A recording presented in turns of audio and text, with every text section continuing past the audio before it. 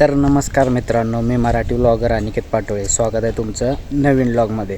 तर एप्रिल महिना संपत आला, 15 दिवस बाकी आहेत आणि पूर्णपणे आत्ता पण आयकॉन टुर्नामेंट खेळायला चालू आहे. म्हणजे 15 दिवस काय शांत होतं, तरमळत होतो नुसतं क्रिकेट मॅचेस खेळण्यासाठी. पण आता खेळायला भेटायला लागले आयकॉन टुर्नामेंट. पश्चिम महाराष्ट्र प्रीमियर लीग खेळलेली, त्यानंतर आयकॉन टुर्नामेंट आता पहिल्यांदाच आपण ह्या महिन्यात चालू आहे खेळायला आणि ते पण तब्बल लांब चाललो आहे निप्पाणीला. तर प्रवास लांबचा आहे, वाजले 4, 7 वाजता मॅच आहे. मी आणि अविनाश चाललो आहे खेळायला. तर इथून आमचा प्रवास सुरू होणार आहे आणि उन्हाचा एवढा कडाका आहे की तुम्ही बघू शकता. आता कॅब घातली पण त्यामुळं चेहरा क्लिअर दिसत नाही. जर वर घेतली की ऊन लागते. पण आता ही गेटअप आहे आपला, किट ते केले, पण असं नाही जायला, यायला वेळ लागणार आहे. त्यामुळे शूज घालून जर्किंग घालूनच निघायचं आहे. तर चला जाऊया. Okay, let's go.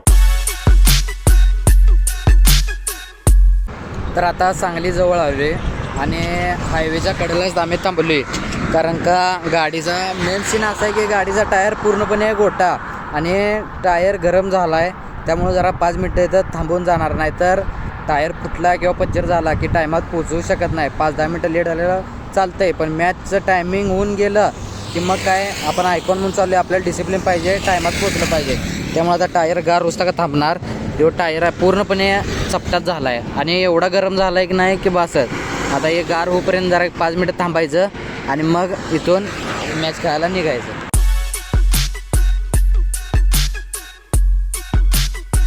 तर आता बोरगावजवळ येऊन थांबलो आहे आणि अवस्था बघा, पूर्ण पॅक झाली आहे आणि भारे आहे, निकॅप भारे आहे, म्हणजे पूर्णपणे तोंडच पॅक होते. त्यामुळं उन्हाचे आणि वाऱ्याचे काय टेन्शन नाही, पॅक होऊन जाते. थोडा प्रवास उरला, एवढी कंबर दुखायला लागल्या बाबा भयानक, लय अपदा व्हायला लागल्या, डेंजर. वर्कआउट काल केला आहे जास्त थाय, त्यामुळं पायाची वाट लागल्या बसून. ह्यो निवांत बसलाय मागं, काय घेणं देणं नाही, रील बघत बसलाय ना. अपदा व्हायला लागले आमची. थांबत आता जायचं पुढं. एक स्टाक आता जाणं होतच नाही, त्यामुळे थांबतच जायचं आता.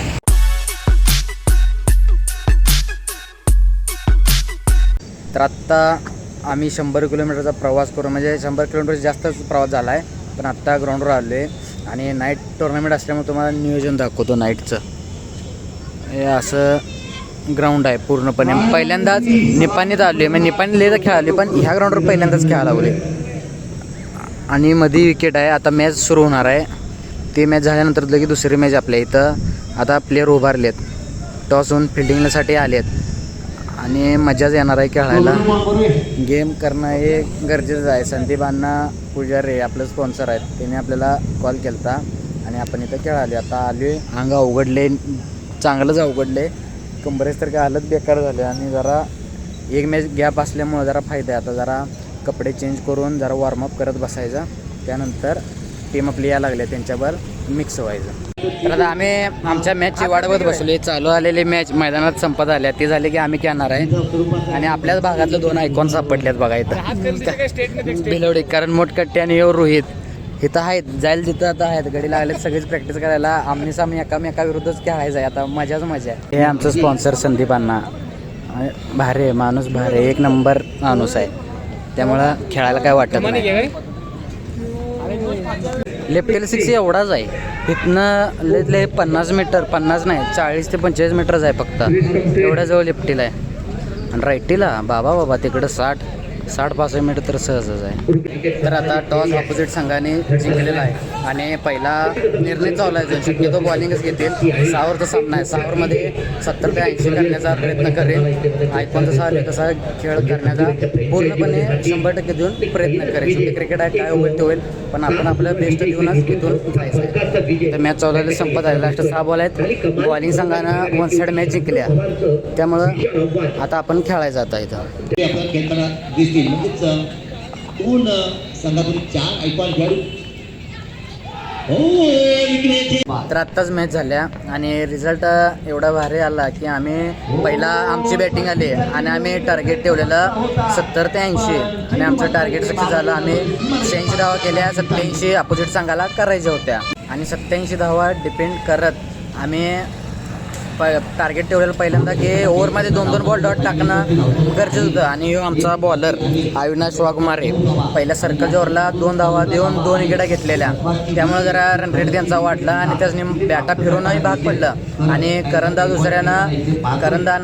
कॅप्टन आमचा त्यानं किती 6 रन ओव्हर टाकले आणि 2 ओव्हर फक्त 8 झाला त्यांचा, त्यामुळं मॅचवर पूर्ण कलाटणे बसले. आणि तिसऱ्या ओव्हरला आणि अविनाशनं 6 धावा देऊन आणि एकदा 1 विकेट घेतले. आणि मॅन ऑफ द मॅच हेच आहे, ते 2 ओव्हरला 6 धावा देऊन 3 विकेटा घेतल्या आणि मॅच आम्ही 1 साईड जिंकलो. आणि परत चिठ्ठ्या पडल्यानंतर आम्ही क्वार्टर फायनलला पात्र झाले. आणि मैदानात चालू असेल सामना या दोघांविरुद्ध, म्हणजे नाव माहीत नाही आता, कर्नाटक साईडला नावाचा प्रॉब्लेम येते. हे दोघं जिंकल्यानंतर आमचा क्वार्टर फायनल सामना यांच्यासोबत आहे, दोघातल्या एकासोबत. एकच मॅच आता यानंतर व्यवस्थितच खेळायचं आहे. जिंकलं तर डायरेक्ट सेमीफायनलला एंट्री होणार आहे. आणि इथून आपला रोल आता मेन असणार आहे. बॅटिंग पहिला आली की पहिला बॅटिंग करायची, बॉलिंग आली की पहिला कमी धावात रोखायचा प्रयत्न करायचा. आणि जेवढं चांगलं खेळ तेवढं नाव होणारच आहे. आयकॉन खेळाली आयकॉन सारखाच परफॉर्मन्स देणं गरजेचं आहे. आणि आता बसले निवांत बाहेर ग्रिलवर बसले. आता सगळे बाहेर गेले, जरा गाडी घेऊन ते आले की थोडंफार खायचं आणि मग मॅचसाठी रेडी व्हायचं. तर मैदानात चालू असलेला सामना 57 धावा करायच्या त्या दुसऱ्या संघाला आणि फक्त 3 ओव्हर राखून त्या 57 चेस केला. आणि आता लगेच आमची मॅच आहे, सगळे पवेलियनमध्ये चालले आहेत. आता जाऊन टॉस तिथं होणार आणि मग पुढची प्रोसेस आपल्याला समजणार. आणि मैदान एवढ्या ह्याच्यात 8 फ्लड आहेत लाईटचं, दिसताना एवढं भारी दिसते की नाही, भारी वाटायला लागले. आता फक्त एक मॅच चांगली बॅटिंग झाली पाहिजे आणि बॅटिंग करायचा प्रयत्न करायचा. तर आत्ताच मॅच झाल्या आणि सगळं कमिटीने लाईटा बिटा घालवून सगळं आता आवरून चालले आहेत. क्वार्टर फायनलचा सामना होता, रिझल्ट असला बेकार आला की ठीक आहे. अपोजिट संघ बी चांगलाच होता, बॉलर 6 म्हणजे 4 बॉलर कट होतं. पण आम्ही पहिला बॅटिंग करत स्कोअर आमचा 3 ओव्हरला 35 होता. हां ठीक आहे, इथंपर्यंत ठीक आहे. उरलेलं 3 ओव्हरला सगळा डाऊन भयानक डाऊन आला आणि टार्गेट फक्त आम्ही 56च केलं. 57चं टार्गेट होतं. परतच्या 18 बॉलला त्याने 20-21च दिला फक्त. आमच्या प्लेयर आम्ही 21च काढला, त्यामुळे जरा घोळच झाला. आणि हाही मॅच बी एवढ्या घासाघास झाली की 12 बॉलला 20 धावांवर गेलते एवढं. आणि बॉलर बॅट्समन बी त्यांचं संपलेलं.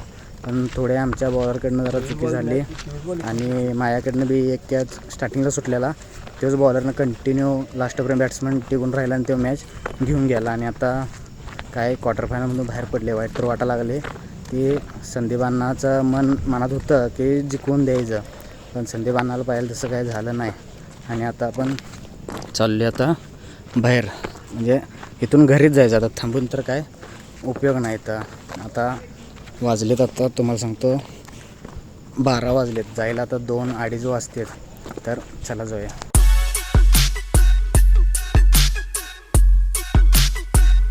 तर आता वाजलेत 2:30 आणि गाडीवर बसून वैताग आला आहे. जरा पाय मोकळं करायला जरा चालायला लागलो इकडं तिकडं.